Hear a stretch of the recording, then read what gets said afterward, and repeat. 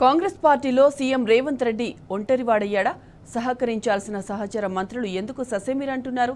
రేవంత్ అంటేనే సొంత పార్టీ ఎమ్మెల్యేలు సర్రుమని ఎందుకు లేస్తున్నారు?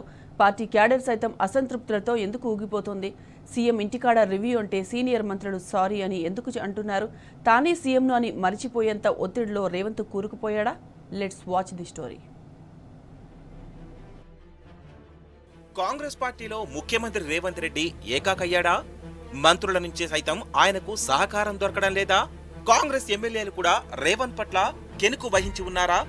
సీఎం పోస్టు కాపాడుకోవడానికి రేవంత్ నిద్రలేని రాత్రులు గడుపుతున్నారా అంటే తాజా పరిణామాలు అవుననే చెబుతున్నాయి. నిన్నటిదాకా తనను సీఎంగా ఎవరూ గుర్తించడం లేదని వాపోయిన ఆయన ఇవాళ తనను తానే సీఎం అని మరిచిపోయారు. ఒత్తిడిలో రేవంత్ కు కంటి మీద కునుకు ఉండడం లేదన్న వాదనలు వినిపిస్తున్నాయి. రాష్ట్రంలో భవిష్యత్ రాజకీయ పరిణామాలకు ఇది సంకేతమన్న విశ్లేషణలు రాజకీయ వర్గాల్లో ఊపందుకున్నాయి. తానే సీఎంనని మరిచిపోయేంత ఒత్తిడిలో రేవంత్ కూరుకుపోతున్నాడని రాజకీయ విశ్లేషకులు అభిప్రాయపడుతున్నారు. సీనియర్ మంత్రి ఉత్తమ్ కుమార్ రెడ్డిని ముఖ్యమంత్రి అని సంబోధించడమే అందుకు మంచి ఉదాహరణ అంటున్నారు.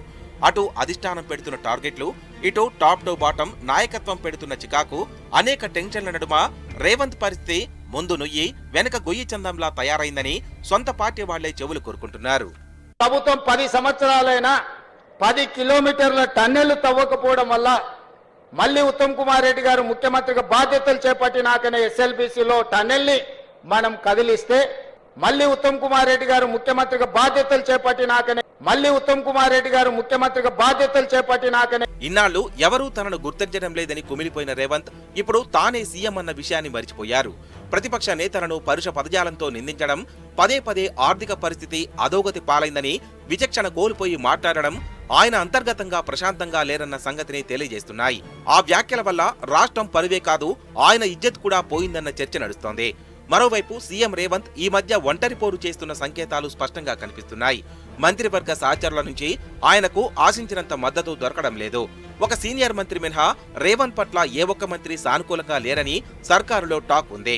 సీఎం రేవంత్ తన ఇంటి దగ్గర సమీక్షలు నిర్వహిస్తే హాజరయ్యేది లేదని మరో 2 మంత్రులు తెగేసి చెప్పేసినట్టు తెలుస్తోంది.